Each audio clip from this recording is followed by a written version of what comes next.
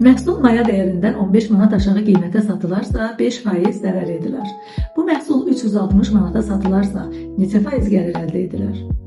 Şərtə diqqətlə fikir versək, əgər məhsul maya dəyərindən 15 manat aşağı qiymətə satılsa, onda 5% zərər edilir. Deməli, belə çıxır ki, elə 15 manata 5% uyğun gələcək. Əgər 360 manata satılarsa, bu zaman neçə faiz olur? Buna x qəbul edək. Və x-i buradan tapaq. 5 vurulsun 360 bölünsün 15 bərabər olur 120%. Axı maya dəyəri 100%-dir.